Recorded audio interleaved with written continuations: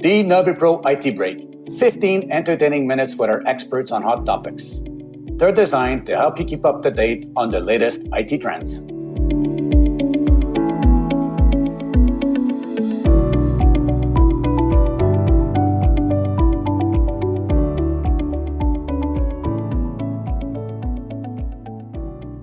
Welcome to this IT Break episode 53. I'm your host, Pierre Tachi, Senior Consultant IT Transformation Strategies at NaviPro. And today my guest is Joseph Carson. Joseph is a Chief Security Scientist and Advisory CISO at Thycotic. Hello, Joseph. Nice to have you on board today. Absolutely, Pierre. It's a pleasure to be here. Joseph, tell me, Chief Security Scientist and Advisory CISO at Thycotic, what really do you do?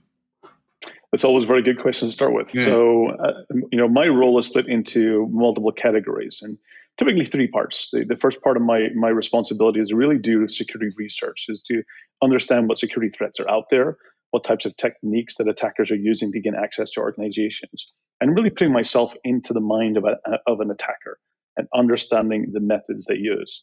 So that's one of the areas I do primarily from a research perspective. The second portion is then making educational content for the audience to really be able to understand what those threats are, how the methods are used. And that could be in the form of doing podcasts, or it could be in the form of creating white papers. I write a lot of ebooks, and I do a lot of articles on different media outlets. So it's really about creating content which people can really use to get better aware and better educated. And then the third portion of my responsibility is really then using that time to share my research and share my results back with the industry, back with people, to really make sure that I'm able to be, providing educational information. And I do that through things like digital events, or sometimes in the past it was in-person events, which was always great to get networking and hear feedback. But that was kind of the three areas, research, creating the content, and delivering it back to the industry. And then my advisory role really means that I'm actually, an advisor for several governments and critical infrastructure, transportation, finance industries. And they really use me as basically when bad things happen, or they run into some challenges and not knowing what to do next, or they need some expert or subject matter expertise advice. So on occasion, I do lend my ears and voice to help them make sure that they're able to progress and become much more resilient organizations. So that's typically my advisory role in the industry. Realistically, I would not be able to do my job as a trusted advisor if I could not rely on folks such as you, namely for lessons learned. Today, the topic is password pain. Why are we hurting? What lessons are there to provide people? Absolutely, and this is a challenge that almost all organizations around the world are facing. Is that really how can they make sure that they can reduce the cyber pain and challenges of passwords? And it's through many studies and research, passwords and changing passwords and choosing your next password and strong password and complex password is one of the top cyber fatigue challenges for many employees. They really we're delegating that responsibility of a major security control for people to make the next decision about what their next strong, good password is going to be. And organizations really struggle. And we look at, data breach and security incident and compromise, that every single one of them, typically, 80+% started with a compromised credential. That's how the attackers got that initial foothold. And they're really kind of abusing people's trust to try and get them to, give up those credentials, whether it being through phishing attempts or even breaching into organizations where people reuse passwords. So it's a major pain for many organizations, and we really need to look for ways of how we can help organizations move passwords into the background. How can we actually make it much more automated, much more efficient? And that's really what I'm here. That's what I'm here to help organizations find a way forward to really help the employees reduce that cyber fatigue and help reduce the need for them to remember and choose their next password. It's well known what I've through conversations with customers and experts such as you in the industry that zero risk does not exist. The bad actors are always out there looking for ways to to hack us and get into our accounts. I know that Thycotics is very good at behavior analytics, especially on privileged accounts. Um, how does this work? It's a very important area, and I think for many organizations, they would get a lot of value, even just having the knowledge of how accounts and what accounts they have and how they're being used. So how basically Thycotic uses that analytics of privileges in the organization is first it gives them transparency. It gives them understanding about what privileges exist in the organization. And in organizations which are typically today, they're multi-cloud, hybrid, on-premise, BYOD scenarios. So and privileges is really the unification of how employees get access, whether it being from home or from the office. It's that unification. It's that core piece to understand about what access is happening, what privileges are there. And behavior analytics really brings to the surface, it helps organizations understand potentially when accounts are being abused, when accounts are being used, how they're being used, and give you much more transparency and auditability. One of my methods, in my penetration testing and hacking side of things, is really to force the attackers to taking more risk. The more risk we force them to take means that the more noise they create on the network. And that's what brings it to the surface. And that's what behavior analytics does, is it brings that noise to the surface so you know that there's a potential risk in the environment and you need to investigate it. You need to take action. And it will help organizations eliminate the risk early in the attack path rather than already, after the pain has happened. By eliminating it as early as possible, reduces the impact, reduces the cost, and helps organizations become much more resilient. So force attackers to take risk, force them to create more noise, and give you a chance in order to actually, help reduce the risk of threats as early as possible. When you say forcing the bad actor to take more risk, does that mean making us weaker so that they fall into the trap, or make it look as if there's there's a breach out there that they can use? How would that be set up? So, for example, one of the common techniques in a lot of instances that I've helped organizations recover from, one of the common techniques that attackers use is, for example, compromising local administrator rights. And they look to use local administrator rights to elevate privileges to full domain rights. And so one of the things is that we have this concept, we use too often persistent privileges, meaning that we give users persistent local admin rights. We give domain admins persistent usage of those domain rights, meaning that when they log into a system, those hashes and those fingerprints get left all over the network. And those are gold nuggets for the attackers. And this means that if we force them to take more risk, that means that every single time they want to use, for example, we move to non-persistent privileges. So every time basically they want to, let's say, elevate permissions on a system, that every single time they get on that system, that they actually have to use more techniques, more cracking, more brute force, more tools to elevate privileges every single time. That creates a lot of noise in the network. That means that they struggle to stay stealthy, they struggle to stay hidden, and therefore that gives us a chance at knowing something is happening, rather than giving them the ability to stay stealthy. And that's really what we're here to do is make sure we try helping organizations move away from that persistent privileges to on-demand privileges. So it would be like I'm in my kitchen and I want to make sure that no intruder got into my kitchen. I could leave crumbs on the ground, and when I get in the house, I look at if the crumbs were moved, basically. So it gives me an indication as whether a bad, somebody unwanted was into my kitchen. It's basically the same kind of approach, right? Leave crumbs all over, and if they're being moved, somebody's trying to move them. Absolutely, and it's really kind of making sure think of it as well as how you use a metaphor. It's almost you think about somebody using the metaphor of kitchen. Every time somebody comes to the fridge and you open the fridge door, that rather than that PIN number being the same every single time, that PIN number changes, and so it means that for those people who have on-demand privileges and can do authentication authorization, that fridge will open every single time.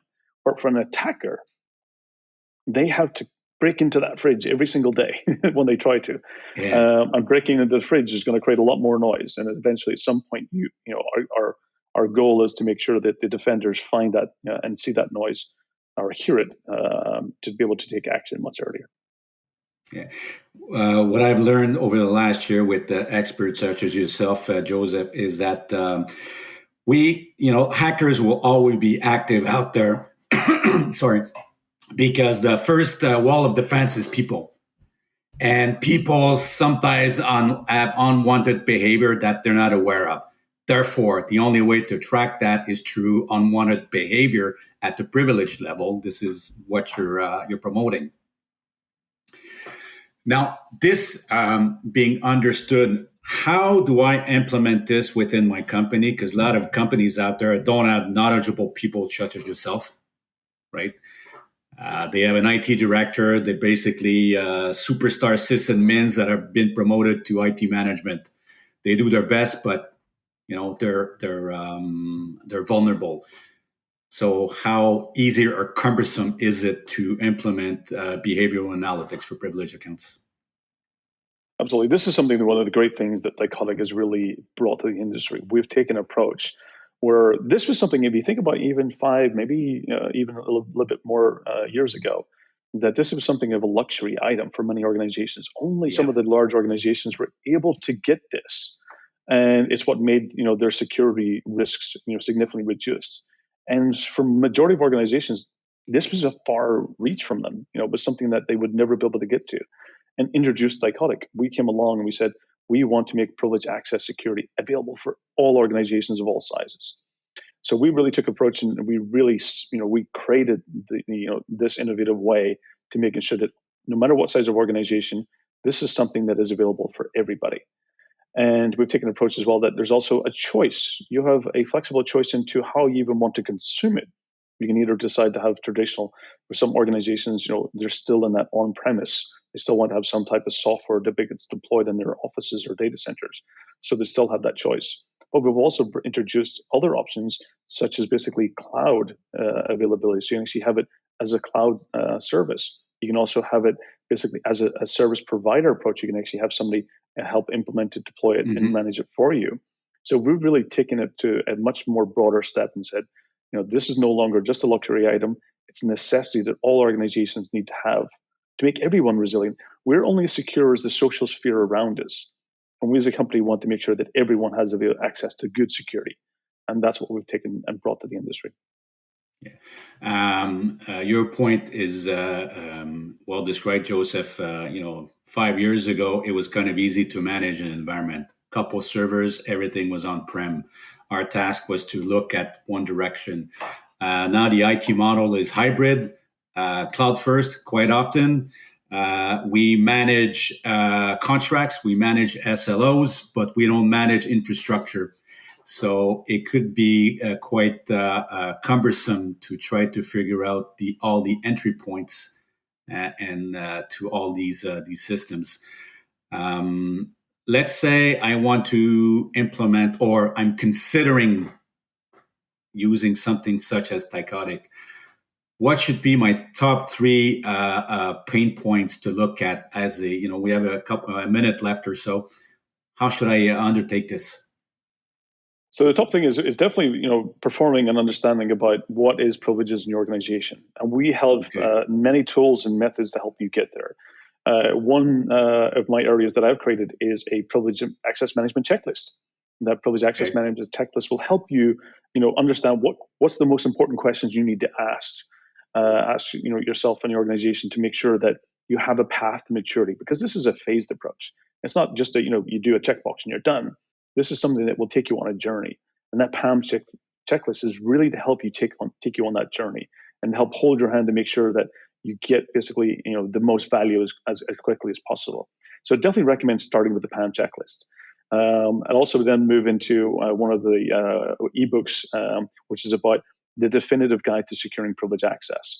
And this is really to then get into much more deeper understanding about how you can get much more integration, interoperability, orchestration, and to really get it to being a key part of everything you do in your organization. So this really takes it to the next level. It really helps you allow it to mature. So those would be definitely 2 steps. And the third step is definitely reach out to our expertise and for advice and get into some of our webinars and content that we provide. There's a lot of information on our website, so going there is a great place as well. But those are three areas that I would highly suggest. Take the self-assessment and the PAM checklist, download the securing access to privilege access management, the definitive guide, and just go to our website and consume the content. We have so many amazing content to really help you get started. And I'm pretty sure that that will definitely help you get on the path to getting implemented and reducing the risk and on the path to success for privilege access. What you just said as the first way to the path is understanding what your privileged access are and who owns them. What we tell customers when we look at securing data is first question, what are your crown jewels? Yes. What are they?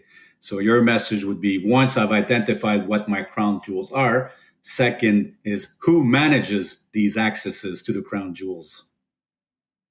Absolutely. And that's what the PAM checklist takes you through that journey. It takes you through that we refer to as the path to success, to make sure that organizations really do move passwords into the background, reward employees with a solution that is better than what they've been using in the past, and therefore really take it to the next level. This is a solution that actually is unlike any other security solution. It's a solution that people enjoy using, which is unusual in the security industry. So this is definitely for me it's something of a win. Is reward your employees by removing and reducing password pain. Well, that was a very interesting conversation, Joseph. Make it more risky for hackers to succeed. I like that. I'm going to use that phrase again. Well, thank you, Joseph. It's been a very interesting journey through this episode 53. Folks, just to remind you that the previous 52 IT breaks are available on our hub of content. Please look for more of Joseph's publications. Some will be published on our hub of content. Some you can go directly to Thycotic. Joseph, thank you again for having me my guest today. Thank you. It's been a pleasure being here. Once again, I'm a more documented, trusted advisor because of guys like you. Thank you very much.